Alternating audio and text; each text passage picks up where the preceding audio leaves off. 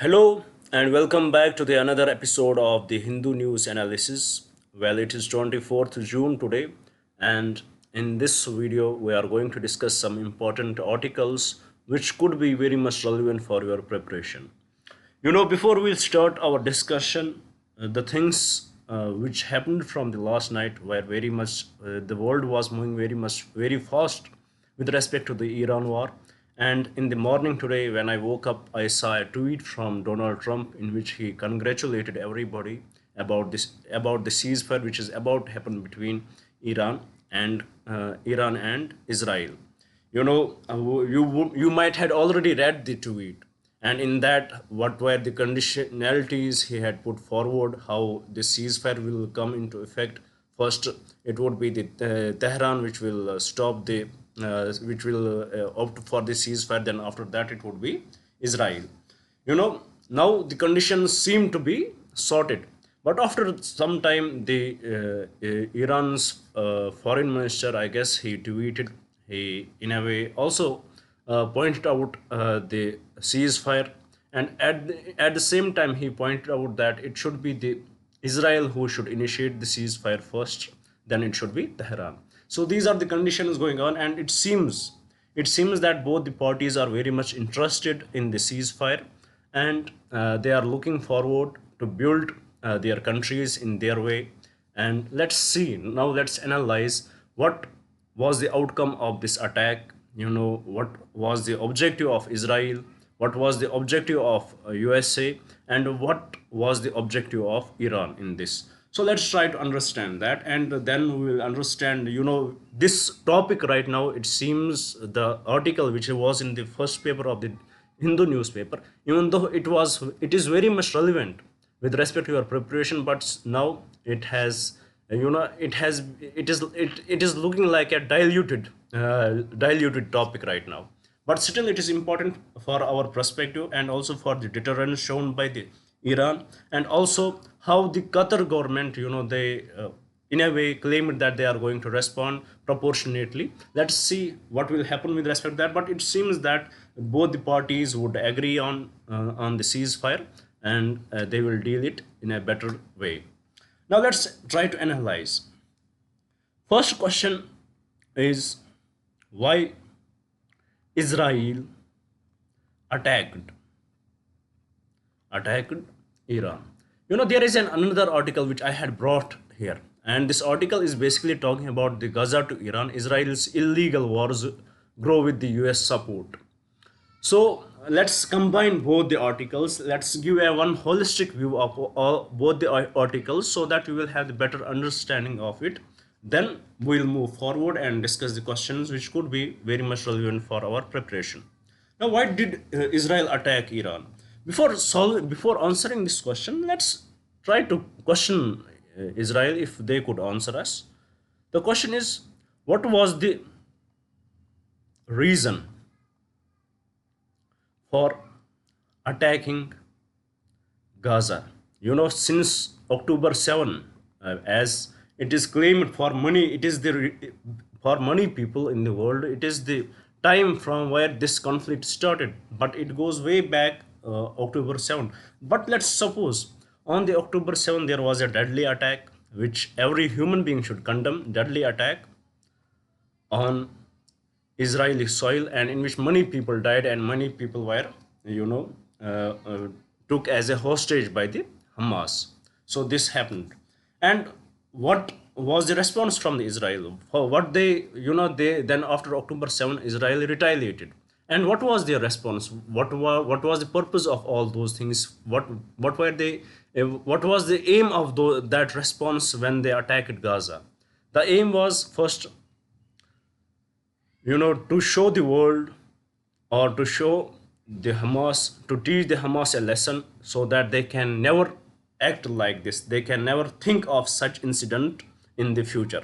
Second, to free the hostages, and then the third, to equate Hamas equal to ISIS. So these were few conditionalities, few reasons why Israel, they started attacking Gaza, and the way they they talked about Hamas, the way they highlighted this issue. So the major aim of this was to equate Hamas, to equate Gazan people equal to ISIS, and to get a free hand in killing the people there. So with respect to that, as it is alleged that, it is alleged that it is not with, if when it is about the foreign policy of USA, with respect to other countries, USA has a very independent foreign policy. But with respect to Middle East, it is said that with respect to Middle East, it is the Israeli lobby which is in the US. They demonstrate US what their foreign policy should be, how they should act with respect to all these things, and they force USA to support Israel unconditionally with respect to that. So we saw that there was an unconditional support towards the Israel in the Gaza conflict, and unfortunately, more than 50,000 people died. More than 50,000 civilians died in this conflict, and it was called, the act of genocide by many countries. And there are criminal charges, the war crime charges against the Israeli Netanyahu. So definitely there is a support from the USA. Without USA, the thing for Israel to do such act is impossible. But still, there were doubts in the minds of the people, that Israel is invincible. Israel cannot be attacked. Israel is, protected by its air defense system. And whatever Israel does, it is because of its own. We saw how they handled the Hezbollah in Lebanon. We saw that how there was a government change in Syria, Bashar al-Assad's government. Even though it was by the help of USA, it was very much clear, but still it showed the influence of Israel in this region. Then recently we saw that how Israel, there were, before Israel attacked Iran, there were, dialogues going on between Iran and USA. There were definitely great dialogues going between, with respect to the negotiations on the nuclear plants. And if we look at the stance given by the Iran with respect to the nuclear energy, they are very much clear that they are going to use it for the civilian purposes. They let the international organizations to come and visit these places, even though there are speculations of enrichment of uranium, but still it is not at that level that they can build a nuclear bomb within 1 or 2 weeks, which the Netanyahu is claiming from last 50 years. From last 40 years, he is claiming that within 2 weeks they are going to develop a nuclear bomb, and it is very much disastrous for the region. He said same about Iran, he said same about USSR, he said same about Iraq. And look at the condition right now. He is still saying that. He is repeating all those statements, and he guaranteed with respect to Iraq, if USA will invade Iraq, he guaranteed peace in the region. But where is the peace? USA attacked Iraq, and it led to the ISIS. So definitely, as the article says, the wars which are fought in the Middle East by the Israel, it is not because they believe in themselves, and their belief was shattered in the war with Israel. How Israel retaliated, they least expected that. They thought that they are going to kill their upper leaders, and they will curb the situation in there. But the way they retaliated, it definitely shook the whole world, especially the Israel. And they, in a way, we can here we can use the term they begged. In the exam, we can say that by the request of Israel, that USA entered the region, because Israel is one of the best partners of USA. So they from by the help of USA, USA by the begging from Israel, USA entered physically into the region, and they attacked the nuclear sites at Frodo and Nantas, as we discussed yesterday. We discussed about that. So definitely, the reason how Israel is going through the conflicts, it is not because of they believe in that they can achieve the targets. The belief is something different, and this belief comes from the USA. uneducated, or we can say where the uncalculated support which is coming from the USA towards Israel, that is making these things happen. And they are, there is no limit to it. There is there is there is there is no limit to the support which the USA is giving to the Israel, with respect to the wars in this Middle East, and with respect to the Middle East being under, with respect to the unrest in the Middle East. So this had happened so far. Now we saw that earlier it was only between Israel and Iran.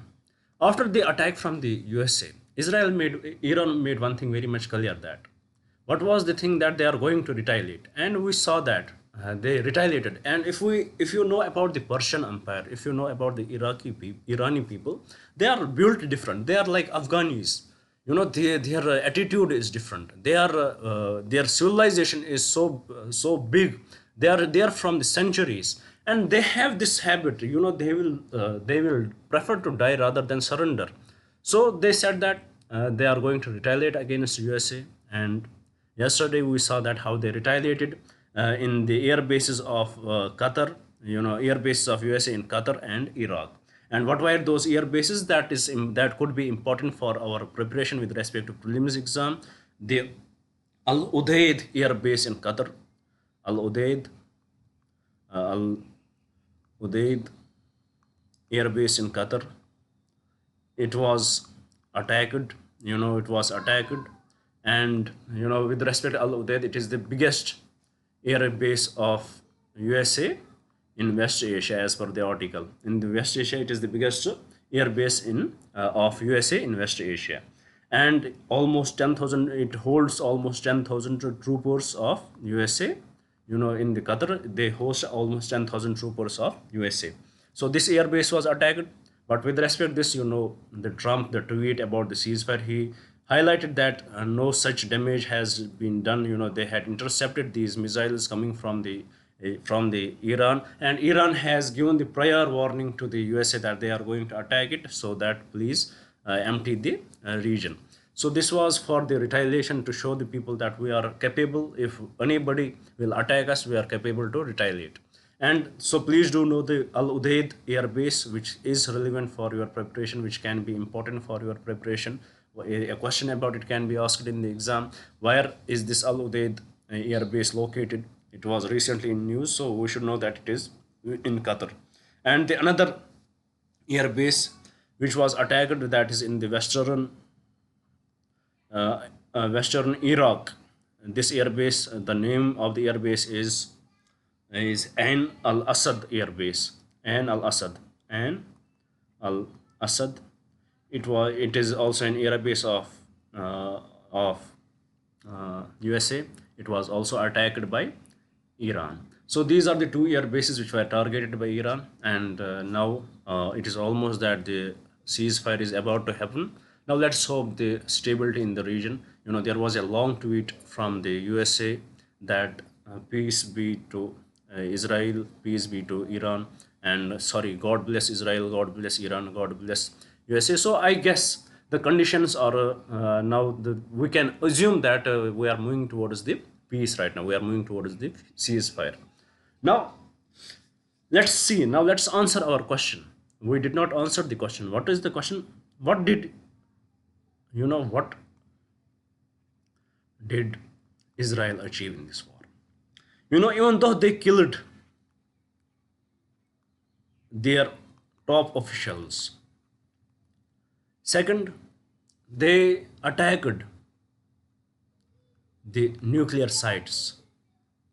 USA entered into the war and they also attacked the nuclear sites. But what was their main goal? Was this their main goal, to attack the nuclear sites, to kill the top officials, or their main goal was to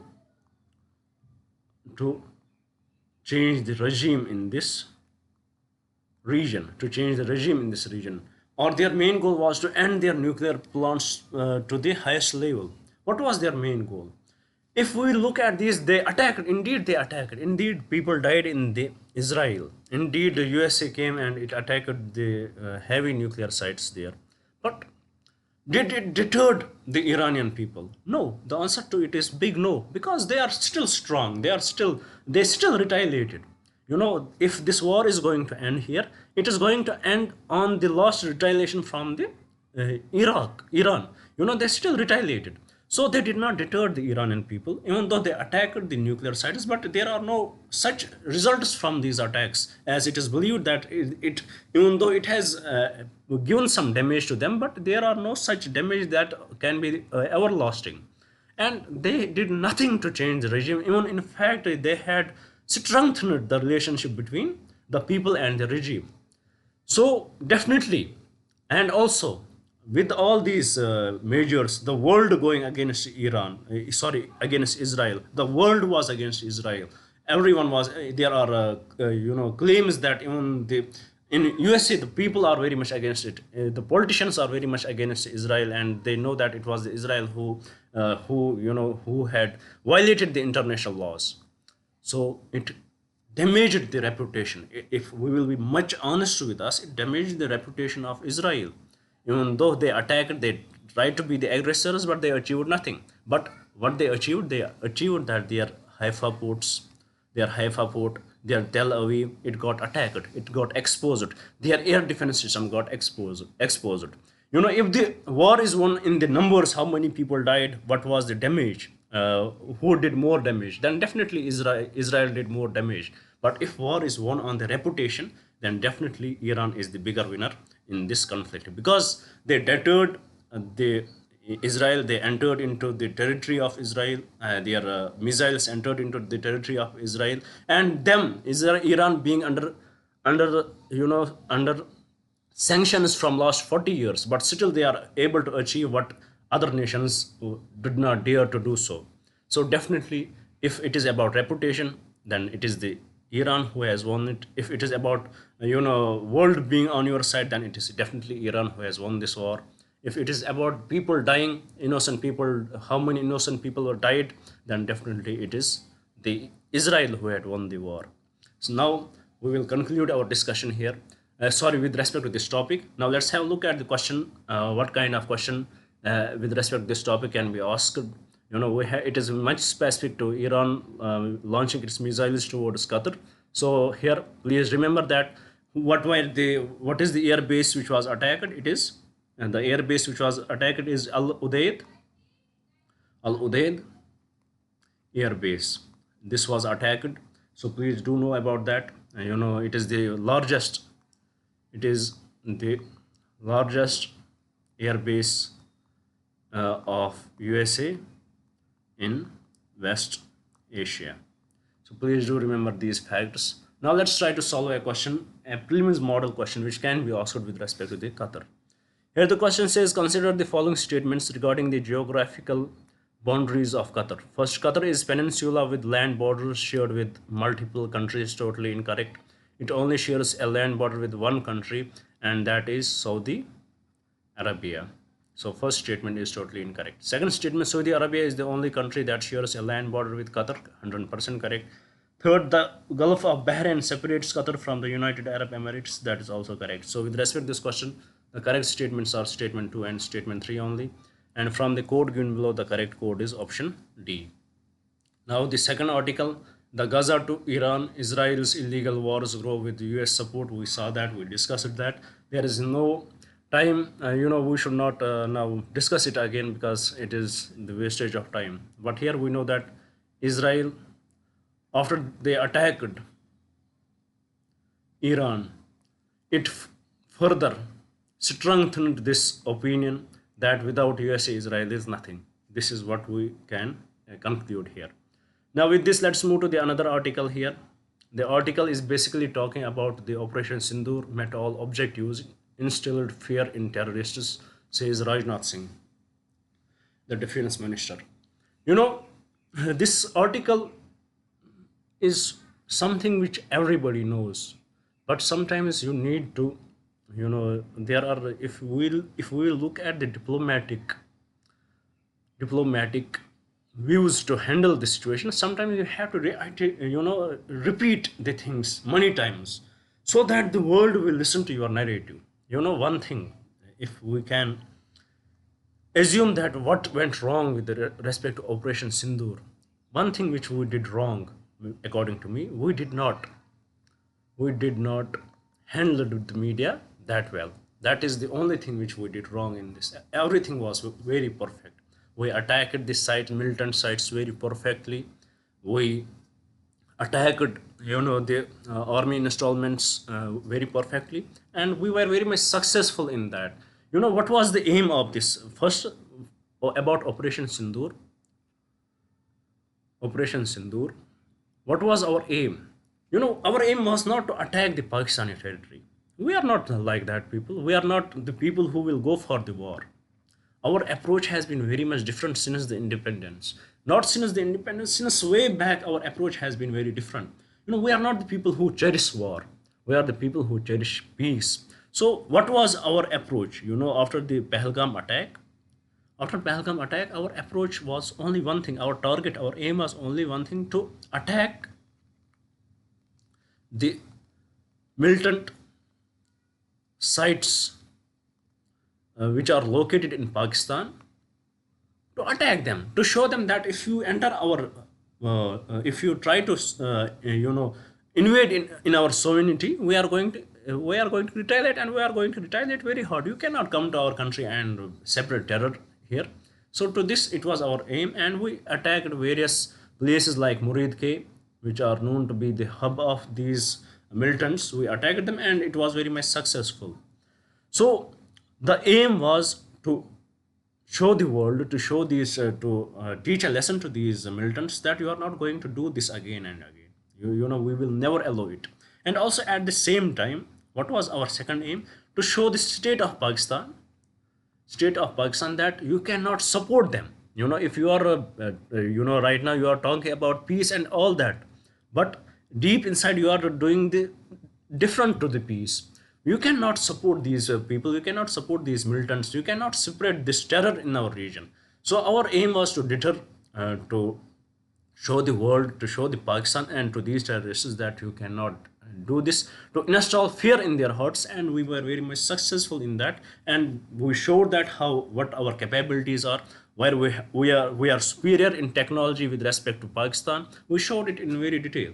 Now you can raise a question here that what about various collateral damage? That is collateral damage. We use machineries for the same purpose. When we buy any machinery, what is the purpose of buying that we are going to use it in difficult times, and we know that once we are buying that, it may get destroyed in the war. That is something very much understood.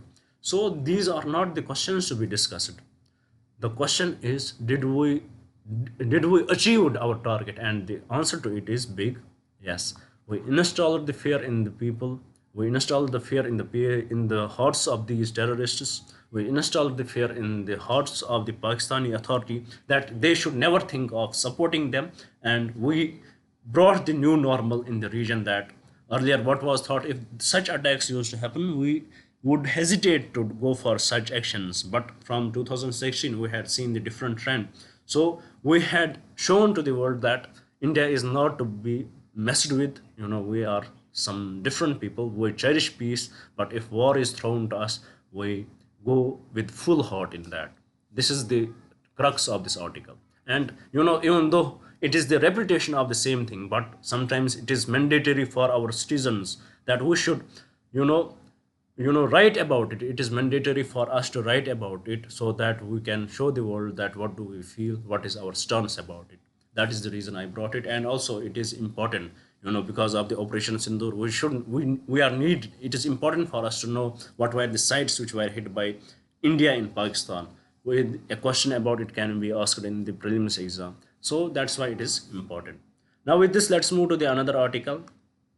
Here the article is basically talking about the beach also held across 3 states, stresses role of indigenous seeds in agriculture sustainability. Beach also, or we can say seed festival. It was held in 3 states. What are the 3 states? It is Rajasthan, It is Rajasthan, it is Haryana, and it is Gujarat. And who celebrated it? The tribal people, tribals of this region. And what was the reason for this beach also? The reason for is to encourage the indigenous seeds over the hybrid seeds. There is one thing, even though after the Green Revolution, we had adopted towards the hybrid seeds or we had adopted to fertilization. But one thing about hybrid seeds is that they are not that eco-friendly. If there is a certain irregularity with respect to rains, they will not grow. So definitely these indigenous seeds are much capable of that. They are very much environment friendly, and also they are environment friendly, and they are drought prone too. They are drought prone too. So because of that, to encourage the people to go for this indigenous seeds, so that we can further strengthen our agriculture and what our tradition does be, what traditionally we were doing. And at the same time, it will encourage the tribals, it will empower them. If they will get benefits from this, it will empower them, it will empower their economy. So this is the major focus of it here. What do you need to know? You need to know about the what were the states which were involved. It is Rajasthan, Haryana, and Gujarat. This such topics are very much important for the prelims. You may ignore such topics, but these are important for your prelims. Now with this, let's see what type of question can be asked from here. A question with reference to beach also consider the following statement. It is an annual festival celebrated by to promote use of hybrid seeds among farmers. Totally incorrect. It is for the indigenous seeds, for the tribal farmers usually. Second, the primary objective of this festival is to encourage the conservation and exchange of indigenous traditional seed varieties. 100% correct. Third, it is often organized by local farming communities and agricultural organizations. 100% through local farming or tribal communities. And what were the states involved this year? It is Rajasthan, it is Haryana, and it is Rajasthan, Haryana, and Gujarat. So tribal regions of these states were involved in this. So with this, let's move to the another article here. Let's see what we had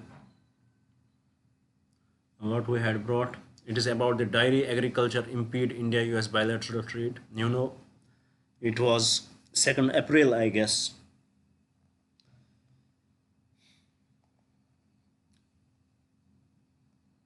Yeah, it was 2nd April 2025 when there was a change in regime or change in USA. It was Donald Trump who took the control of the office, and he is the new president. Once he came to the office, he announced a few controversial things. First, he went for the tariff wars. He increased the tariffs, and with respect to India, it is said that it is an established fact that India enjoys trade surplus with USA. We are exporting more to USA than we are importing from USA. So we are enjoying the trade surplus. So what did Trump did? He said that India is manipulating the market and they are getting the much profit from it. Trump believes in equality in the trade. He believes if we are giving you something, we should get equally something back. So with respect to this, he increased the tariffs all over the world, and from little opposition, he withhold it for the 90 days. Now in July, these 90 days are getting completed. Now there is a question, what will happen to it? With respect to dairy, India is one of the major, we are getting the major trade surplus in the dairy with respect to USA. If tariffs are imposed, then it will definitely impact our dairy agriculture. It will import our dairy exports. It will impact our dairy, dairy industry. So definitely there are concerns with respect to it. So with respect to dairy industry, right now we are the world's largest exporters of milk, There was a time when we were very much deficient with respect to milk. We were not able to produce that much, and it was till 1960s we were very much import dependent with respect to milk till 1970s. But from 1970s, a fresh wave started in India. The fresh wave started, which was brought, which was titled under the Operation Flood. Under this Operation Flood, a fresh wave started, and it led to the today.